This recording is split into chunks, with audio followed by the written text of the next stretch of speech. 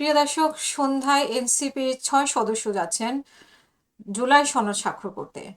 জুলাই সনদ স্বাক্ষরের দিন ওনারা জুলাই সনদ স্বাক্ষর করেন নাই, সব দল গিয়েছিল কিন্তু সেখানে ওনারা অনুপস্থিত ছিলেন। যদিও জামাত ইসলামও বলেছিল যে তারা যাবে না, কিন্তু পরে গিয়েছে। কিন্তু অভিমানের পর্ব এখন শেষ হয়েছে লাস্ট মোমেন্টে। ডক্টর ইউনূসের দিন শেষ, আজকে শেষ দিন। হয়তোবা ডক্টর ইউনূস এদের মান অভিমান এতদিন ধরে মানে পুষে রেখেছেন, আদর যত্ন করে, এনসিপির কে আদর যত্ন করে তাদের মান অভিমান পুষে রেখেছেন। এখন হয়তো উনি যাওয়ার সময় বলে গেছেন তাকে সই করার জন্য, কিন্তু যেই নির্বাচনটা হয়ে গেছে, মানে এখানে যদি অন্য কোনো দল এই কাণ্ড করতো, বিশেষ করে বিএনপি যদি এই কাণ্ড করতো এনসিপির জায়গায়, তাহলে বিএনপির মানে কি বলবো, বিএনপির তো এমনিতেই উঠতে বসতে এমন সব আজে বাজে কথা বলা হয়, সেখানে যে বিএনপিকে কি করা হতো যদি আজকে এনসিপির জায়গায় এখানে বিএনপি হতো, তো সেখানে কেউ কিন্তু ছেড়ে কথা বলতো না যে জামাতের কথা বলি বা এনসিপি বলি সেখানে। কিন্তু কিন্তু আজকে দেখেন এনসিপির মনে যে কোনো নিয়ম শৃঙ্খলা মানতে হয় না তাদের। জুলাই সনদে স্বাক্ষরের দিন তারা ছিল না, তারপরে তারা অভিমান করেছে, তারপরে তাদের অভিমান এখন পর্যন্ত যে নির্বাচন হয়ে গেছে, জুলাই সনদের হ্যাঁ না ভোট হয়ে গেছে, এখন তারা স্বাক্ষর করবে আজকে।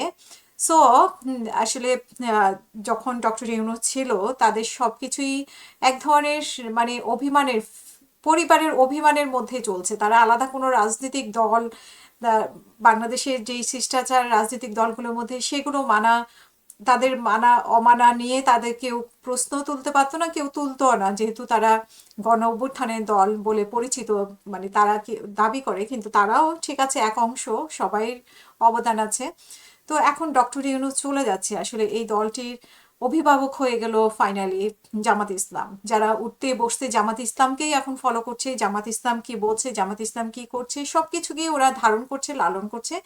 এখন হয়তো জামাত ইসলামের কাছেই, ডক্টর ইউনূসের কাছে যে আশ্রয়টা তারা পেয়েছিল, সেটা ডক্টর ইউনূসের জামাতের কাছে এখন সেই আশ্রয়টা তারা পাবে। তার কারণ তারা আসলে যদিও বলেছে যে আদর্শিক না, মানে নির্বাচনী জোট, কিন্তু এখন দেখা যায় যে তাদের আদর্শিক জোট হয়ে গেছে এটা, তাদের কর্মকাণ্ড সবকিছু খেয়াল করলে। এখন অবাক কাণ্ড, তারেক রহমান জামাতের আমিরের সাথে দেখা করেছেন বিরোধী দলের জোট হিসেবে, কিন্তু নাহিদ ইসলামের সাথে আহ, কেন উনি দেখা করলেন সেই ব্যাপারটা একটু প্রশ্নবিদ্ধ। যেই এনসিপি উঠতে বসতে বিএনপিকে মানে তুলোধুনো করে, যে মানে কোনো মান সম্মান রেখে কথা বলে না, তার সাথে জামাতও সমালোচনা করে, কিন্তু জামাতের সমালোচনাগুলো একটু ব্যতিক্রম, মানে এতটা কলিজায় আঘাত লাগার মতো না। কিন্তু এনসিপি যা বলে তা কলিজায় আঘাত লাগার মতো বিএনপিকে বলে।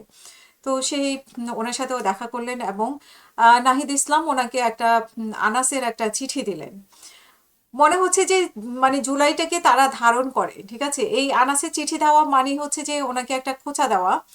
অথচ জুলাইতে যারা শহীদ হয়েছে তাদের কোনো খোঁজ খবর তারা রাখে না, ঠিক আছে। ওদের মানে কোনোভাবে লুকআপটা তারা করেনি, বরং ওরা ওনাদের পিছনে, এই নাহিদ আসিফ এদের পিছনে ঘুরে ঘুরে ওরা টায়ার্ড হয়ে গেছে, এবং ওদের কোনো কারো ফোনেরও উত্তর দেয় না, টেক্সটের উত্তর দেয় না। ওরা, ওদের আচার আচরণ হচ্ছে এইরকম।